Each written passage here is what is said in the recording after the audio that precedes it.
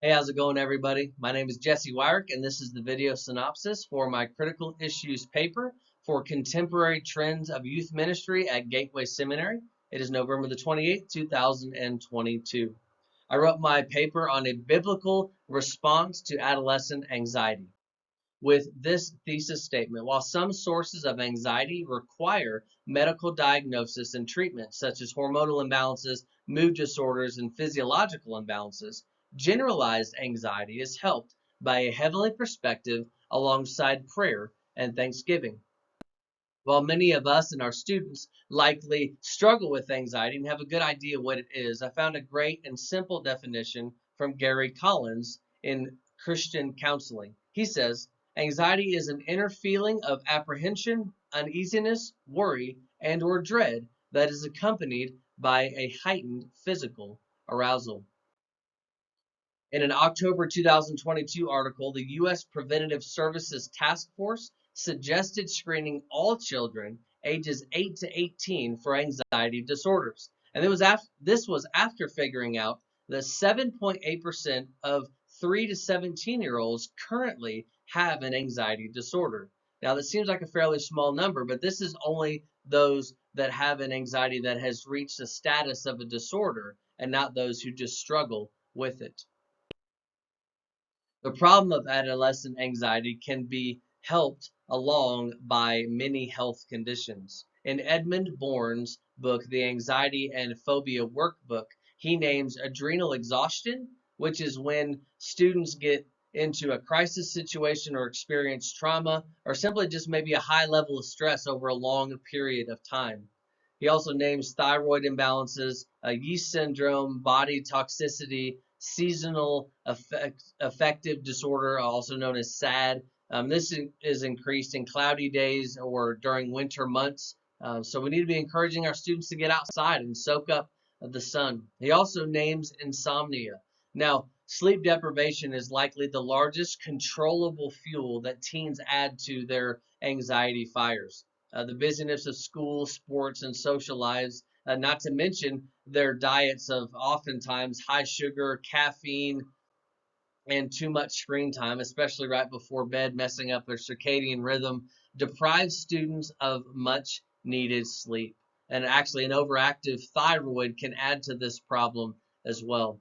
According to Ellen Vora in her book, The Anatomy of Anxiety, students miss out on what they miss out on the most when they miss out on sleep is the detoxifying of their brains. She says that normal daily activity creates toxins in their brains, and they're put in what she calls garbage bags of toxin, and they're kind of set aside. Well, she says the glymphatic system, or she calls them garbage trucks, comes along when teens are sleeping and when we are all sleeping and takes those bags and disposes of them to ensure the mind is ready for the next day. Well, when students miss out on sleep, they miss out on garbage pickup. And so this means these bags of toxins sit in their brain and compile into large piles. And so it kills their creativity and squashes their clear thinking. Now, the problem of adolescent anxiety is also helped along by a teen's diet. Vora makes two statements in her book that I think are incredible. Number one, she says if you drink tea, coffee, or anything soda pop with caffeine in it that and you suffer from anxiety, she says caffeine likely plays a role in that. And secondly, and I think even more bold, she says in my practice, I start with the assumption that anxiety is a blood sugar issue until proven otherwise. And I think that's just an incredible statement as we look at teens' diets, often full of sugar and over caffeinated drinks, to look at the link between those things and anxiety. Now, when you look at school pressures, of no surprise to many of us, 61% of students said that they felt a lot of pressure to get good grades. All of this, and according to a February 2019 Pew Research article. To look good, 29%, a lot of pressure to fit in, 28%, and a lot of pressure to either be in or to achieve well in sports. And now the interesting thing for youth leaders as we look at this is that if this pressure for good grades and stuff doesn't come from the parent, which sometimes and oftentimes it can, many times it comes from the student as well. I have numerous students that struggle with the idea of perfectionism, and I struggle with that myself. And this perfectionism adds to that pressure that we have to get good grades. And so many times that's self-inflicted upon us. And as we look at the effect of anxiety on adolescents' spiritual development, we have to understand that it becomes for many an either or problem. And here's what I mean by that. They come to a crossroads like this. Either I can do my homework or I can go to youth group. Either I can read my Bible or I can get a good night's rest or get maybe some more much needed sleep. Or if their family doesn't go to church, whether either I can go to church or I can stay home and see my family, and I feel like I haven't done that for a long time. Now, the either or problem happens for two reasons, or kind of the lack of importance on church and spiritual development happens because Bible reading and church attendance are not required. And number two, there's no perceived loss or disappointment. You see, in my kids' school, they go to a charter school about a half a mile from our church, and I have an app that notifies me when when both of my kids have a missing assignment or a failing grade. We don't have that as parents about our kids' church attendance. I don't get a notification when my daughter doesn't read her Bible every day. And so that's yet another reason why this seems to go by the wayside because as the old saying goes, the squeaky wheel gets the grease. The thing that causes the most stress gets the most importance or is prioritized higher.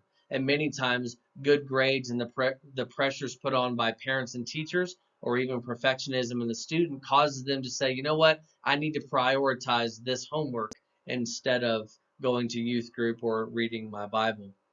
It's important, though, as youth leaders and parents, that we understand the student's point of view and their perspective in all of this. You see, unlike adults who they will look at and say, well, you got to choose your job. You get to choose what you do every day. Students go to school because the state requires it, or at least get a homeschooled education or in a co-op or something like that because the state requires that they get an education. They do their homework and they do their chores because their parents and their household requires it.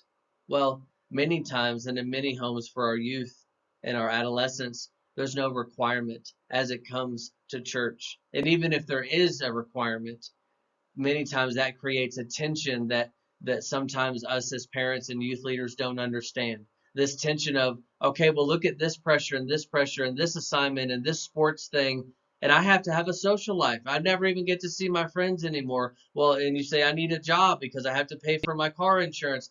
There's a lot of tension on this, and most of this feels like it's forced on to students, and so this adds exponentially to their anxiety. So we need to be aware of that and help parents be ready to walk through that tension, to have open conversations with their adolescents about these things. Now, as before we look at the biblically influenced view, I want to talk about these secular coping mechanisms and methods. Now, I don't want to spend a lot of time on this, but I think a couple of them are important to note. Internal and external. You've got meditation, which of course we're called to meditate on God's word day and night in Psalms chapter 1. You've got mind and body connections. Looking at poor diets and exercise and those kinds of things. Coping mechanisms, those things internally in our brain to try to help change our perspective and our reaction to stimuli, and that's what my biblically influenced treatment will do as well. You've got external treatments, cognitive behavioral therapy, exposure therapy is kind of the workhorse of CBT when you talk about anxiety. You've got herbs such as like tulsi and chamomile and those kinds of things, and then you've got medications as well, antidepressants, beta blockers, and and anxiolytics. There we go. Sorry about that. Regine Galanti, I wanted to note this in her book, Anxiety Relief for Teens, suggests planning out a worry time every day, which I find actually interesting. She says, look, when a worry comes up, write that down on a list. And then during worry time, whatever your set aside worry time is, then you can worry about it. Now, it's funny to me because I would call that a prayer time, and I would call that a prayer list. Now, a biblically influenced approach. Now, the Bible looks at anxiety in two ways. A healthy concern, which is not the concern of this article, or fret or worry. And the latter, of course, is what we're going to focus on. But first, I want to say that I say a biblically influenced approach for a purpose. I believe there are sources of anxiety that require medical diagnosis and treatment. While God certainly has the ability to solve thyroid issues and hormonal imbalances and other things like that, I believe God has gifted us with doctors and medications to be able to assist with many things that are wrong with the body. In these cases, I still think a biblical approach is additionally helpful. And further, I believe that the bulk of the adolescent generalized anxiety can be solved by what Timothy Clinton calls a heavenly reframe. Found within Philippians 4:6-8, Paul prescribes a beautiful treatment for anxiety. He says, "Do not be anxious about anything, but in everything by prayer and supplication with thanksgiving, let your requests be known to God. And the peace of God, which surpasses all understanding, will guard your hearts and your minds in Christ Jesus." And finally, brothers, whatever is true, whatever is just, whatever is pure, whatever is lovely, whatever is commendable, if there is any excellence, if there is anything worthy of praise, think about these things. This offers three things, and it's fantastic. Number one, we worry at God. And number two, we let the peace of God rule. And number three, we replace these negative and anxious thoughts with things that are above. In their book, To Live is Christ, to Die is Gain, Matt Chandler and Jared Wilson note thanksgiving is worry's kryptonite. You can't worry if you're giving thanks. According to Timothy Clinton and Competent Christian Counseling, the heavenly reframe involves stopping reactions from a worldly perspective and immediately praying and concentrating on a godly perspective of the issue. Now, Matt Chandler concludes that worry and prayer are of the same essence. They're both sort of a mental mulling over. However, prayer accomplishes something. The heavenly reframe allows students to trust God with their anxieties.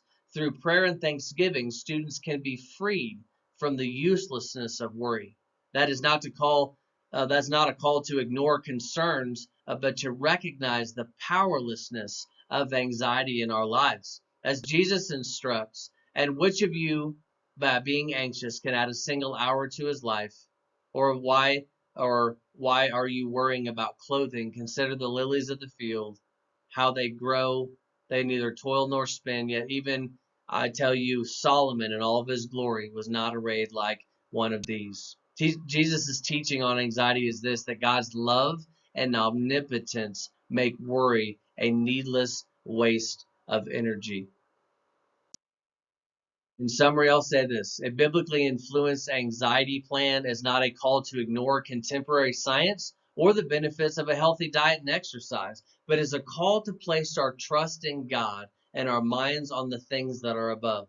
We should, as parents and youth leaders, be ready to offer this heavenly perspective to our students and to teach them, to walk with them on this journey with anxiety and to say, yes, but give it to God, pray to him, offer those things up to him, hand them over to them, or worry at God, because worrying doesn't accomplish anything for us, but God can and does have all those things in his hand. He is strong enough. He is faithful when we are unfaithful. He has a plan, and we need to teach our students to trust in the prescribed plan of Paul in Philippians chapter 4, to give those things to God, to offer up thanksgiving, which drives out, is the kryptonite of anxiety, and then to let the peace of God rule in our hearts, and then to set our minds on those things that are above, whatever is true, whatever is just, whatever is holy, and that way we can see the high level of anxiety in our teens continue and begin to reduce, so that we can make a larger highway for their spiritual development as they walk through their normal life, not taking away from their normal life, because we're called to be in the world but not of the world. And so that's my summary of my video synopsis of my critical issues paper. I look forward to looking at your all's. God bless you all.